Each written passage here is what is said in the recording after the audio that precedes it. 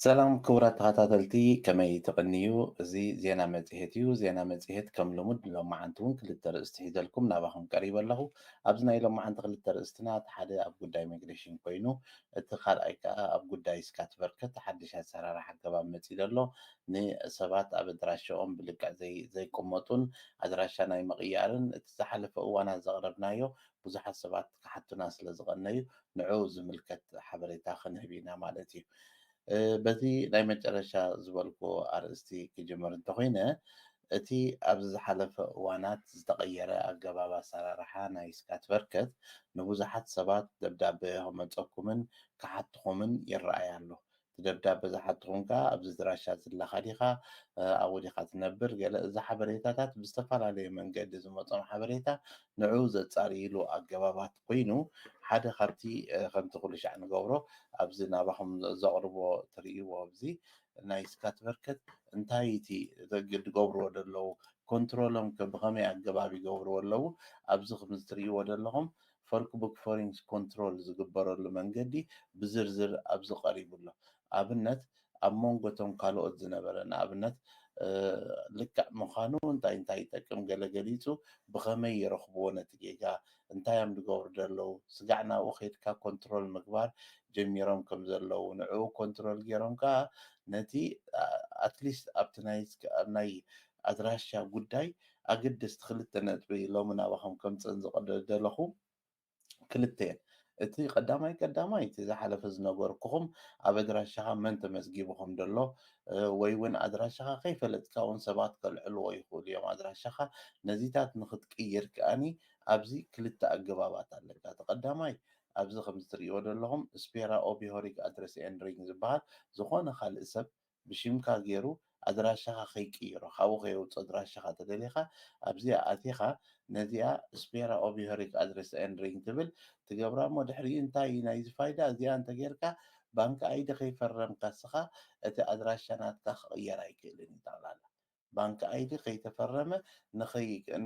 ኣድራሻኻ ንኸይቅይርዎ ዝገብር እዩ። ገለ ሰባት ግን እስኺ ኢሎም ኣድራሻኻ ወሲዶም ኣብኡ ድራሽኦም ከመዝግቡ ይኽእሉ እዮም ከይነገሩኻ ደብዳቤ ስጋዕ ዘይመፀካ ኣይትፈልጥን ግን ኣድራሽኦም ኣብኡ ክኸውን ይኽእል እዩ። ኣድራሽኦም ኣብኡ እንተኮይኑ ንስኻ ዘይትፈልጥ ተኾንካ ኣብኡ ከም ዝነብሩ እዩ ዝግበር ኮንትሮል ክገብሩ ተመፂኦም ኣብኡ ምሳኻ ዘየለ ሰብ ተቐምጥ ኣለኻ ማለት እዩ። እሱ ከዓኒ ሕጂ እንታይ ተባሂሉ ኣሎ ፎርክ ቡክ ፎሪንግስ ብሮት ተባሂሉ ኣሎ ኮን ኢልካ ኣብ ዘይተቐመጡ ኣድራሻኻ ናብኡ እንተጌርካ እዚ ገበን ኮይኑ ከም ዘሎ ረኣዩ ኣድራሻ እንተቐይርካ ከዓ ክትገልፅ ከም ዘለካ ኣብ ውሽጢ ሓደ ሰሙን ክትነግር ከም ዘለካ እዚ እቲ ሓድሽ ሕጊ ይሓትት ማለት እዩ። ኣብዚ ሕጂ ተንክልተ ኣብነት ዝበልኩኹም ሓንቲ እታ ስፔራ ምግባር በጀካ ባንኪ ኣይዲ ገይረ እንተደይፈሪመ ኣድራሻ ናተይ ከይትቕይርዎ ክትኮን ከላ ተኻልአይቲ ከዓኒ ኣድረስ ሎስት ትበሃል ኣድረስ ሎስት ኣብዚ ከምዚ ትርእይዎ ኣድረስ እንታይ ማለት እዩ ኣፍተር ሃንድ ሴንዲንግ ዝገብሩ ሰባት ስኻ ከይፈለጥካሲ እቲ ናትካ ኣድራሻ እቲ ናትካ ቡስጣ ናብኦም ከም ዝኸይድ ይገብሩ ማለት እዩ። ስለዚ ከምኡ ከይግበር ምእንቲ ኣፍተር ሴንዲንግ ከይገብሩ ካብቲ ድራሻ ዝመፀ ደብዳቤ ኩሉስ ናብ ዘሕልፉልና ኢሎም ናብ ካልእ ከይቅይሩ ምእንቲ በዚኣ ጌርካ ተዓፅዋ ማለት እዩ።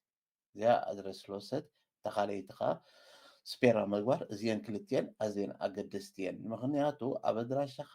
እስኻ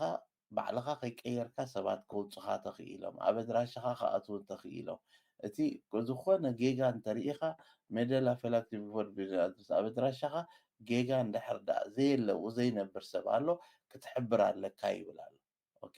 ፈላክቲ ብኣና ኣብ ካልእ ኣድራሻ ሰብ ዘይነብሮ ከዓ እንተሪኢኻ ከዓ ሓብሩና ይብሉ ኣለዉ ማለት እዩ። ስለዚ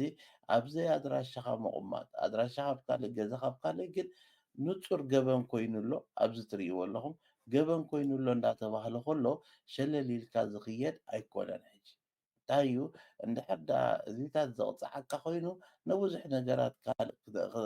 ክሃስየካ እዩ። ምክንያቱ ሓንሳብ እንድሕር ዳኣ ኣብ ገበን ኣቲኻ ተባሂልካ ናይ ገበን ንእሽተይን ዓብን የለን ነናቱ ሳዕቤን ይኽእልዎ ማለት እዩ። ስለዚ ኣብዚ ትርእይዎ ኣለኹም ስራፍ ባርት እናስ ኦንፋራ ኦኬ መቕፃዕቲ ስለ ዘለዎ ንዝኾነ ናይዚ መቕፃዕቲ ከምኡ ብምግባርካ أبزنا لكم وي بجنزب وي بمأسرتي سقع شديش تورحي يأسر ولنا تري والله ما بزي عند حد حدث فولك بوك فورينج سبروت أسجوزو بكالا نابرو بكالا أدراشي بكالا خوينو أزي عند حد نبت تفليتو وي بجنزب يقطع وي كأسقع شديش تورحي مأسرت زلو الحق سلازي خمتنا قدم ኣይኮነን ማለት እዩ ኣብዚ ግን በቲ ናይ ኣድራሻ ለውጢ ገይሮም ከቢድ ገበን ከዓ ተካሂዶም ከዓኒ ስጋዕ 2 ዓመት ክእሰሩሉ ይኽእሉ ሕጂ እንታይ እቲ ሰብ ክጥንቀቕ ዘለዎ ኣድራሻ ሃበኒ ኢልካ ሰብ ከም ቀደም ግሪ ኢልካ ሓራ ኢልካ ምሃብ ሎሚ ኣዝዩ ከቢድ ሳዕቤን የምፅእ ከም ዘሎ ምርዳእ ከድሊ እዚ ኣትኹም ከተንብቦ ምእንቲ እቲ ሊንክ ብኡ ክንፅሕፈልኩም ኢና እታ ከምታ ኩሉ ሻዕ ንብላ እግረ መንገዲ ኣብዚኣ ከለኹ ግን እንታይ ከርእየኩም ኣዘር ላንጉጅ ዝብል ኣትኹም ትግርኛ ዝብል እሞ ኺዱ ኣትኹም ከዓ ኣብኡ እዚ ኩሉ ሓበሬታ ኣሎ ብዛዕባ ሽም ምቕያር ምግዓዝ ናይ ቃል ኪዳን ናይ መንነት ናይ ሕጂ በብቋንቋኻ በዚ ከዓ ዘቕርብዎ ብዙሕ ፊልምታትን ዶኩመንትታትን ኣሎ ከምታ ኩሉ ሻዕ ዝብለኩም እዘን ኣብዚኣ ዘለዋስ ኩለን ከተንብብወን ጥራሕ እዩ ዘለኩም ናይ ምግዓዝ ሓበሬታ ትብሎ ኣለኹ እዚ ረኣዮ ፍሊጣን ሜላን ገዛ ክትገዕዝ ከለኻ ክትሕብር ገለ እቲ ኣድራሻኻ ዓፀዎ እንታይ ትገብር ኩለን ዘርዚሮም የቕርብዎን ኣለዉ ስለዚ ነዚአን ብምሉአን እንድሕር ደኣ ነቲ ዘይሕጋዊ ምልዋጥ ኣድራሻ ዓገቶ ሕጂ ረኢኻ እዛ ክንብላ ዝፀናሕና ማለት እዩ ኣድራሻኻ ሲ እስፔራ ምግባር ማለት እዩ ከይፈለጥካ ንስኻ ሰባት ኣድራሻኻ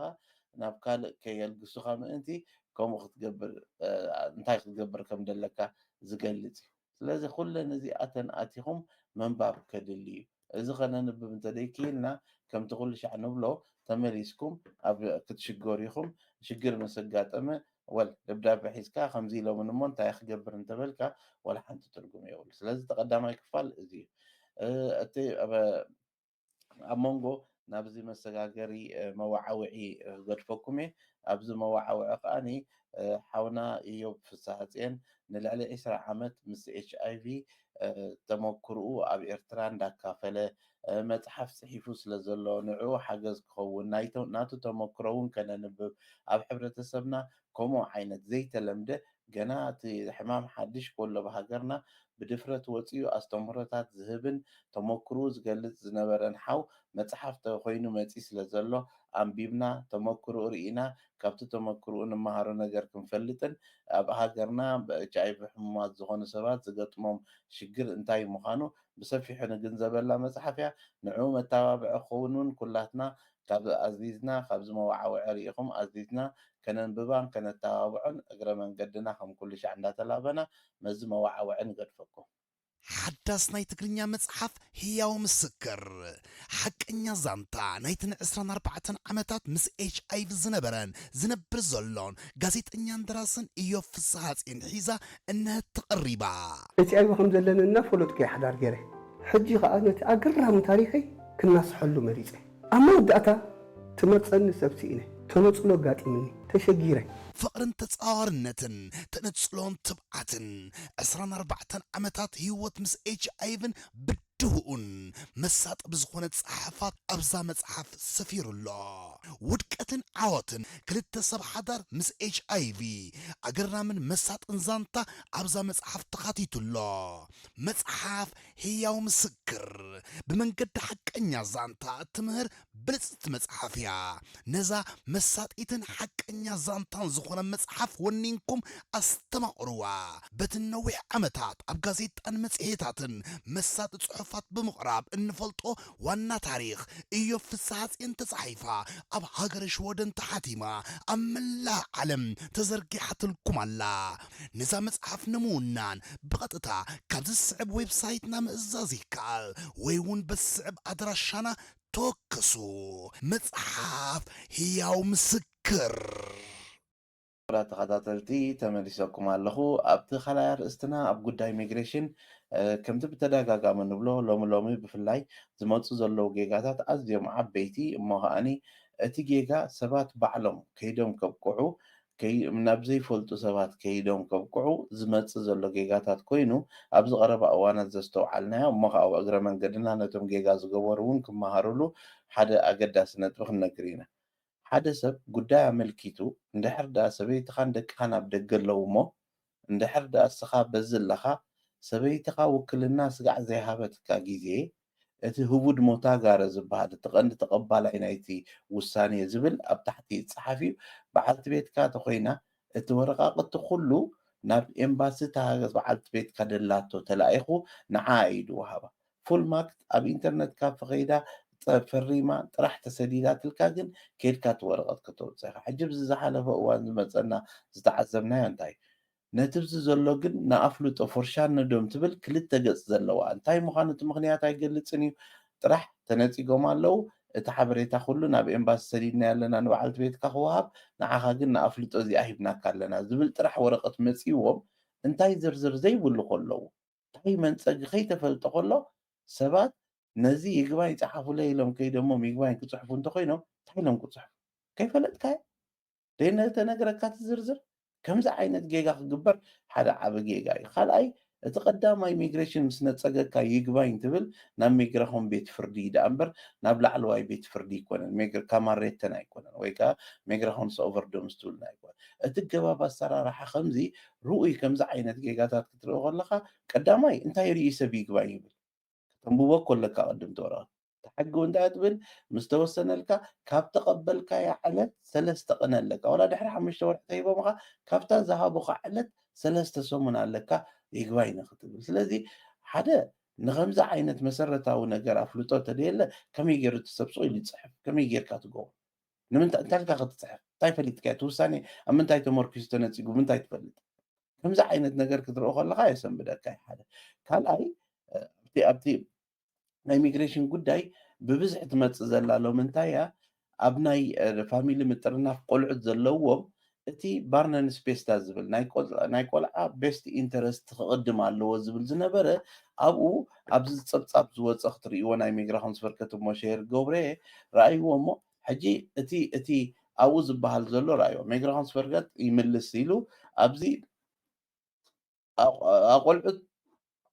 ኣብዚ ዝተወልዱ ኣብዚ ዝዓበዩ ቆልዑት ከመይ ገይሮም ይስጎጉ ንዝብል ሓደ ንፁር መልሲ እንታይ ኢሎም ዜጋ ዘይኮነ ሰብ ክስጎግ ይኽእል እዩ እሱ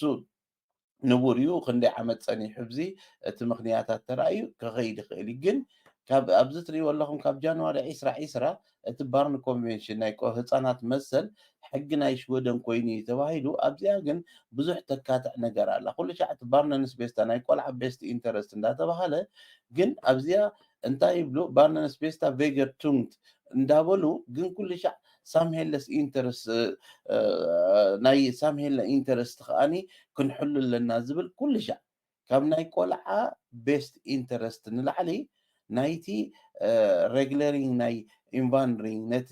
ስደተኛታት ዝምምፃእ ናብዚ ስርዓት ንምትሓዝ ብዝብል ኩሉ ሻዕ እቲ ናይ ቆልዓ እሱ ባዕሉ መውሃቢ ይኮነን እሱ ባዕሉ እኹል ምክንያት ኣይኮነን ብምባል ንቆልዑት ከልኪልካ ንወለዲ መሃብ ዘይነበረ ይመፅእ ኣሎ። እዚ እንታይ እዩ ዘርእየና ንምንታይ ከምኡ ዝኸውን ክበሃል ከሎ ድህብዎ ዘለዉ መልሲ ስለዚ ኩሉ ሻዕ እቲ ዝመፅእ ናይ ቆልዑት ጉዳይ ክህሉ ከሎ ነቲ ሕግታት እንዳጠቐስካ ነቲ ናይ ቆልዓ ቤስት ኢንተረስት ናይቲ ሳምሄለ ኢንተረስት ይዓቢ ኢሎም ዘቕርብዎ ዘለዉ ኣርጊመንት ድልድል ዝበለ መርትዖ ጌርካ ክትካትዓሉን እሞ ከዓ ዝንቀፍሉ ነጥቢ ስለ ዝኾነን ኣብዚ እውን ይገልፅዎ ኣለዉ እንታይ ዳዮም ድብሉ ዘለዉ ኩሉ ሻዕ ግን እቲ ባርነን ስፔስታ በይኑ እኹል ኣይኮነን ፍቓድ ንምውሃብ ኢሎም ዘቕርብዎ ኣለዉ ሕጂ እቲ ባርን ኮንቬንሽን እንታይ ዝብል ቤት ኣብያተ መንግስቲ ቤት ፅሕፈታት ኩሉ ሻዕ ኣብ ግምት ከእትዎ ኣለዋን እንታይ ናይቲ ቆልዓ ቤስት ኢንተረስት ዝብል ከኣቱ ኣለዎ እዩ። ስለዚ ብዙሕ ግዜ እንታይ እቲ ዝንቀፍሉ ነገራት እዚ ከምፁ ከለዉ ሕቶታት ዝመፀና እንታይ ኢና ንምልስ ብኸመይ ኢና ንምልስ ኢሎም ኣቕሪቦሞ ዘለዉ ዝርዝራት ኣብ ዘለኩም ከምታ ናይ ኩሉ ሻዕ ኣብተን ዝርዝር ኣብ ታሕቲ ኣታች ገብረልኩም የተን ሊንክ ኣብኣ ኣቲኹም ከተንብቦም ኩሉ ሻዕ ሊንክ ብኡ ጌርና ይኸለና እቲ ሊንክ ባ ስለደልና ኢሎም ኮመንት ድብሉ ኣለዉ ንኩሉ ሰብ ሊንክ ስለ ዘይሰድድ ኣብ ላዕሊ ተጌርናዮ ቁሩብ ኣቲኹም ክትርእይዎ ፈትኑ ብርኡይ መንገዲ ክትረኽቦ ትኽእሉ ብቐሊሉ ክንገብሮ ኢና ከምኡ ጌርናዮ ከለና ግን እቲ ሊንክ ባ ስለደልና እንተኢልኩም ከዓ መሊስካ ካልእ ተወሳኺ ስራሕ ስለ ዝኸውን ከሸግር ምዃኑ ኣብ ግምት ኣእቲኹም ባዕልኹም ክትረኽብዎ ከም ትኽእሉ ጌርና ስለ ነቕርበልኩም ብኡ ክትርእይዎ እንዳተላበና ንሎም መዓንቲ ዘቕርብልናዮ መደብ ኣብዚ ደው ከነብር ኢና ዝቕፅል ሰሙን ስጋዕ ንራኸብ። ሰላም ቅንያት።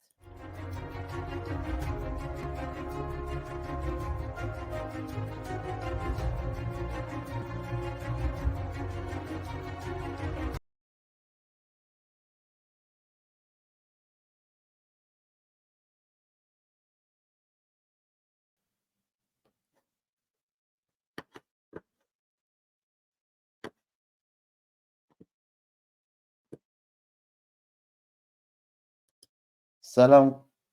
ሰላም